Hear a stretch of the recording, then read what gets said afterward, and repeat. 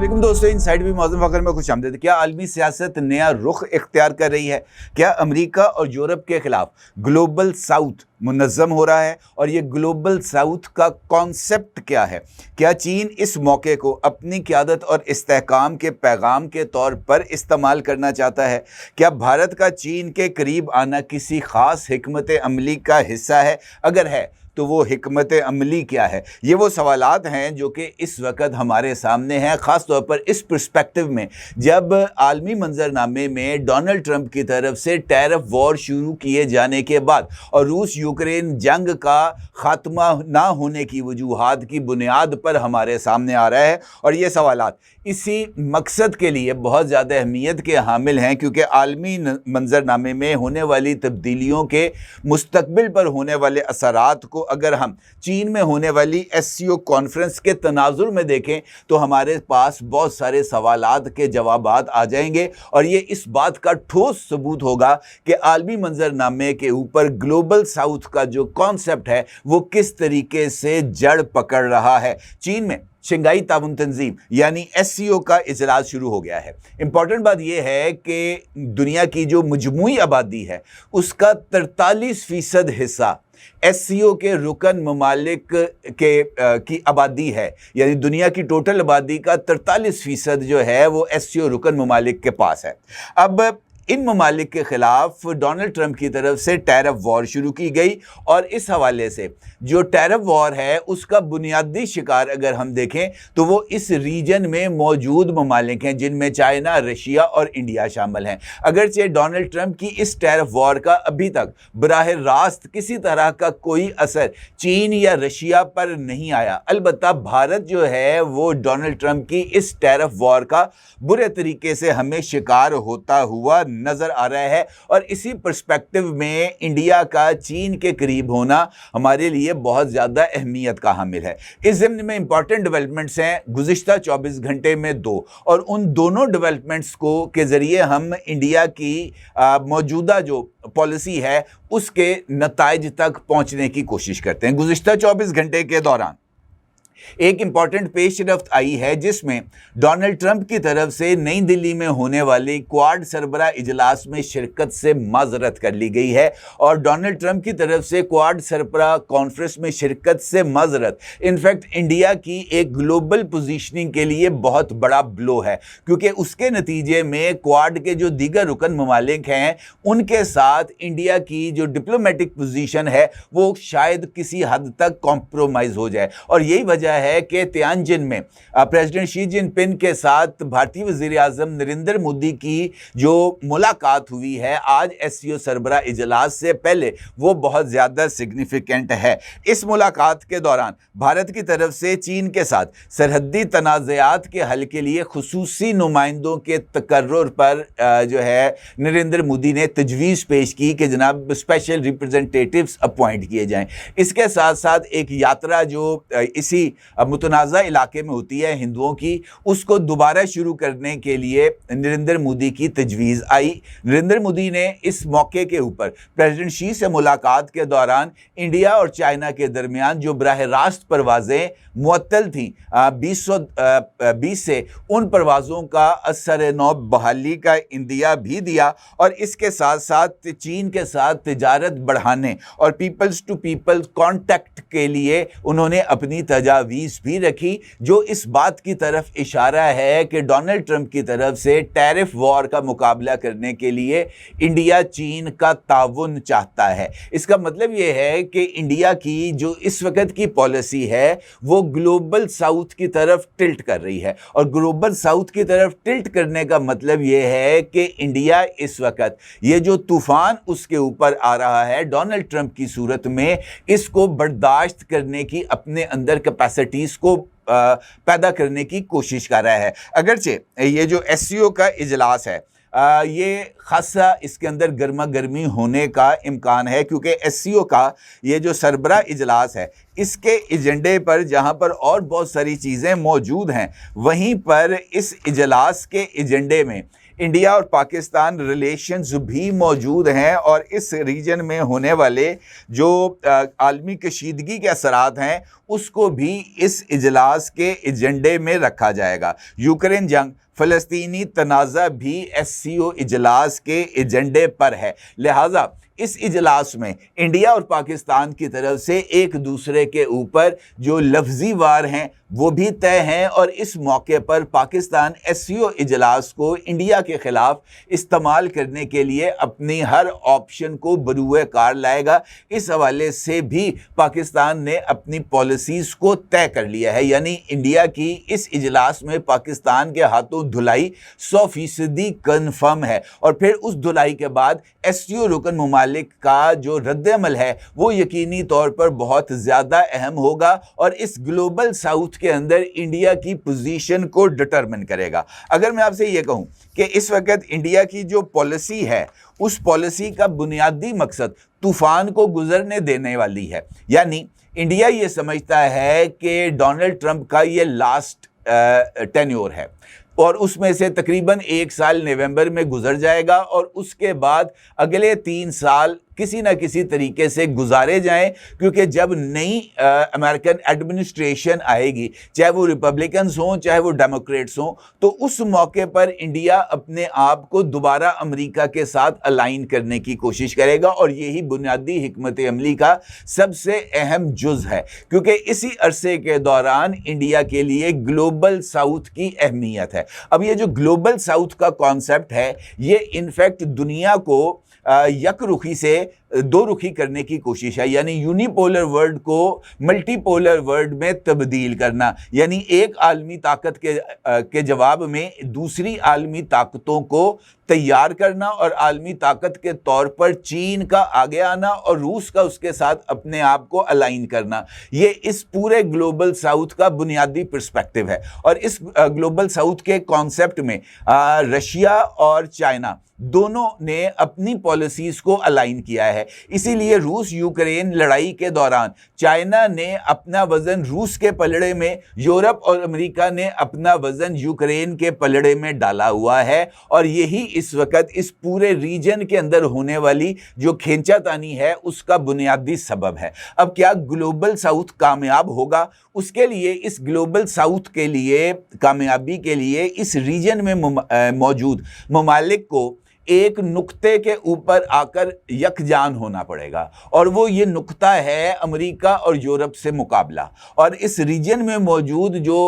ममालिक हैं, ख़ास तौर पर इंडिया और पाकिस्तान, उसके लिए इस वक्त ग्लोबल साउथ का हिस्सा रहना और ग्लोबल साउथ का हिस्सा रहते हुए अमेरिका और यूरोप के साथ भी अलाइनमेंट रखना, ये एक बहुत ही ज़्यादा मुश्किल अमल है। इंडिया के हवाले से मैंने अभी आपकी खिदमत में अर्ज़ किया कि इंडिया की इस वक्त बुनियादी हिकमत अमली तूफ़ान को गुजरने देने की है, यानी ये जो 4 साल का डोनाल्ड ट्रंप का टाइम है इसको किसी न किसी तरीके से गुजारा जाए और फिर अपने अच्छे वक्त का इंतज़ार किया जाए और उस अच्छे वक्त में दोबारा अमेरिका के साथ अलाइन होकर चाइना को आंखें दिखाई जाएं। यही इस सारी हिकमत अमली का बुनियादी पर्सपेक्टिव है। जबकि ग्लोबल साउथ जिसका ख्वाब चाइना और रशिया देख रहे हैं और चाइना ने इस ग्लोबल साउथ के लिए अच्छी खासी इन्वेस्टमेंट भी कर रखी है। ये बेल्ट एंड रोड इनिशिएटिव जिसके तहत पाकिस्तान में CPEC बना है और CPEC फेज़ 2 के लिए पाकिस्तान और चाइना के दरमियान मुज़ाकरात हो रहे हैं, ये इसी ग्लोबल साउथ को ताकतवर करने की चाइनीज़ इन्वेस्टमेंट है। और चाइना ने जिस हद तक इस ग्लोबल साउथ के इशू पर अपनी इन्वेस्टमेंट की है तो उसके ज़रिए चाइना ने इनफैक्ट ये पैगाम देने की कोशिश की है कि इस साउथ के जो लोग हैं वो अपनी एक अलग शनाख्त भी रखते हैं और अपनी इस अलग शनाख्त की बुनियाद पर वो इस दुनिया में अपने हिस्से या अपने मुकाम की जुस्तजू भी रखते हैं और चाइना ग्लोबल साउथ को लीड कर रहा है। अगर आप ये जो SCO इजलास और SCO इजलास के बाद चाइना की ये जो विक्ट्री परेड है, अगर आप इन दोनों चीज़ों को एक साथ रख कर देखें तो आपके सामने सूरत हाल बहुत हद तक वाज़ेह हो जाएगी। क्योंकि बुध को बीजिंग के तियानमेन स्क्वायर पर ये जो बड़ी फौजी परेड होने जा रही है जो इनफैक्ट चाइना की फौजी ताकत की नुमाइश होगी, जहां पर एटमी मिसाइल और टैंकों के साथ साथ 5th जनरेशन और 6th जनरेशन तैयारे जो चाइना ने अभी तैयार किए हैं वो भी परवाज करते हुए नजर आएंगे। और इसके साथ साथ प्रेसिडेंट शी जिनपिंग के एक तरफ रशियन प्रेसिडेंट व्लादिमीर पुतिन भी मौजूद होंगे, तो उनके दूसरी तरफ शुमाली कोरिया के जो सरबराह हैं किम योंग उन, वो भी उनके साथ मौजूद होंगे। अब ये जो शुमाली कोरियन के प्रेसिडेंट हैं, उनका बीजिंग का दौरा महज इस बात का इजहार नहीं है कि वो चाइना के साथ अपने ताल्लुकात या चाइना के ज़रिए अपनी माशी मुश्किलात को दूर करना चाहते हैं, बल्कि उनके लिए भी इस दौरे की अपनी एक सिग्निफिकेंस है और वो इस बात का इशारा देना चाहते हैं कि ये जो नई जो डेवलपमेंट्स हो रही हैं इसमें चीन और रूस के साथ साथ शुमाली कोरिया भी इस इत्तेहाद का एक मरकज़ी रुकन है। अगर देखा जाए तो ये जो दोनों सरबराहान हैं शुमाली कोरिया और रशिया के, ये अमूमी तौर पर अपने मुल्क से बाहर सफ़र नहीं करते। ये ज़्यादातर जो है अपने मुल्क में रहते हुए ही मुख्तलिफ मेहमानों के साथ इंटरेक्शन करते हैं या मुख्तलिफ इजलासों के ज़रिए अपने पैगामात अपने जो वज़रा हैं उनके ज़रिए दुनिया तक पहुँचाते हैं। ये बराह रास्त मुख्तलिफ ममालिक के विज़िट्स नहीं करते। अगर आप हिस्ट्री उठा के देखें तो पुतिन ने भी बहुत कम ममालिक का दौरा किया है और शुमाली कोरिया के प्रेसिडेंट किम ने भी बहुत कम जो है अपने मुल्क से बाहर कदम रखा है। लिहाजा चाइना की इस परेड के अंदर इन दोनों रहनुमाओं की शिरकत और उसके साथ साथ ये जो साउथ के दीगर ममालिक हैं और SCO के रुकन ममालिक जिनमें जो हैं प्राइम मिनिस्टर शहबाज शरीफ साहब भी मौजूद हैं, नेपालियन प्राइम मिनिस्टर भी मौजूद हैं, उनके साथ ईरानियन प्रेसिडेंट भी मौजूद हैं। ये इनफैक्ट इस बात का एक पैगाम है जिसको चीन अपने लिए इस्तेमाल करना चाहता है कि जनाब मेरी प्रेजेंस के बगैर, मेरी मौजूदगी के बगैर दुनिया के फैसले नहीं हो सकते। और ये इस पूरी बहस का बुनियादी नुक्ता है। अब यहां पर आकर अगला सवाल पैदा होता है मेरे नज़दीक, और ये सवाल बहुत ज़्यादा अहमियत का हामिल है और ये सवाल मैंने आपकी खिदमत में गुफ्तगू के आगाज़ में भी रखा था कि क्या ये जो इजलास होने जा रहा है SCO का, ये आलमी सियासत का एक नया रुख मुतय्यन करेगा। इस सवाल का जवाब अगर हमें तलाश करना है तो फिर हमें ये जो इस वक्त की ग्लोबल साउथ की डॉक्ट्रिन है इसके साथ साथ हमें मुख्तलिफ और डेवलपमेंट्स को भी साथ रख के देखना होगा। जिस तरीके से मैंने आपसे गुजारिश की कि 43% आलमी आबादी की नुमाइंदा तंजीम है SCO, और इस SCO का इजलास में अगर मुख्तलिफ इशूज़ पर इत्तफाक़ राय हो जाता है और ग्लोबल साउथ की तरफ पेश कदमी करते हुए इंडिया, पाकिस्तान समेत जो इसके रुकन ममालिक हैं वो कशीदगी में कमी के लिए अपनी अना के खोल से बाहर निकलते हैं, तो फिर ये ग्लोबल साउथ एक रियल चैलेंज होगा अमेरिका और यूरोप के लिए। और उसके लिए ये जो इख्तलाफात हैं इनको कम अज़ कम सतह पर लाना, ये इस वक्त इस इजलास का सबसे इम्पॉर्टेंट पहलू है। अगरचे इस इजलास के दौरान वज़ीर आज़म शहबाज शरीफ और Indian prime minister Narendra Modi की कोई बराह रास्त या बिलवास्ता यानी साइडलाइन मुलाकात शेड्यूल नहीं है, लेकिन इसके बावजूद ये इतलात तो मौजूद हैं कि दोनों के दरमियान किसी न किसी लेवल के ऊपर पैगामात का तबादला कराने के लिए कोशिशें की जा रही हैं। रशिया और चाइना दोनों इस मामले में सरगर्म भी हैं, लेकिन इसके लिए कुछ ज़्यादा हमें तवक्कुआत नहीं रखनी चाहिए, क्योंकि जिस तरह की पोजीशन इस वक्त इंडिया और पाकिस्तान के दरमियान है वो इनफैक्ट ये जो इख्तलाफात हैं उनको बे मिनिमम पर लाने के लिए नाकाफ़ी है। और ये उसी सूरत में दोबारा हो सकते हैं जब एक फैसला कुन जंग होगी और उस फैसला कुन जंग के बाद ही किसी न किसी जगह पर बैठकर टेबल टॉक होगी। उससे पहले इस बात के इम्कानात नज़र नहीं आते। इसी तरीके से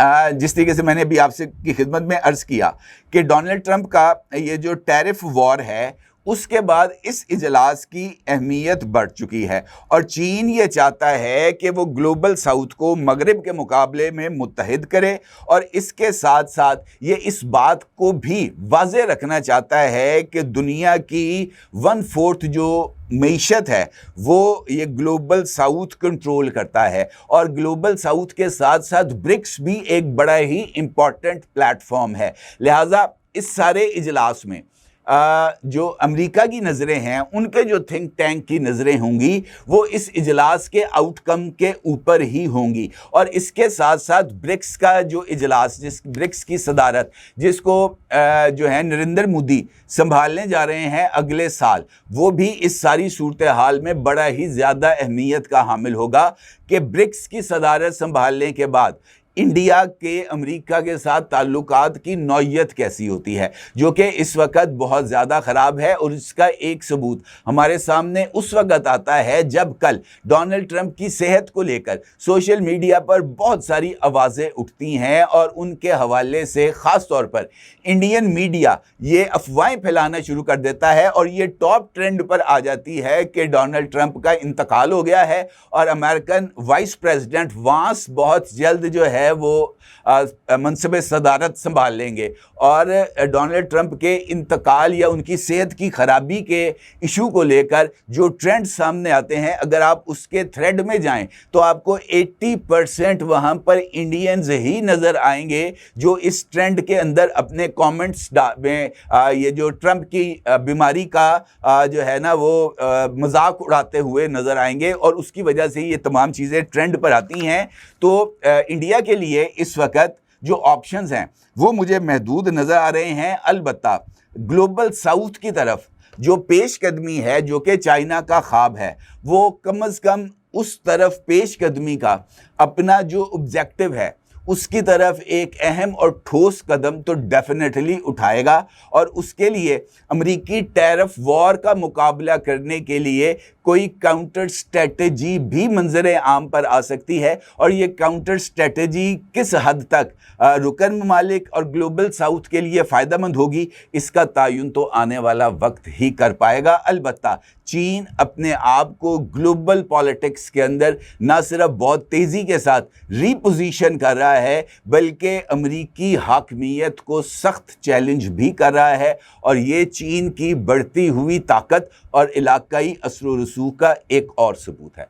अपनी जगह ज़रूर इज़हार कीजिएगा। आपका बहुत शुक्रिया। अल्लाह हाफ़िज़।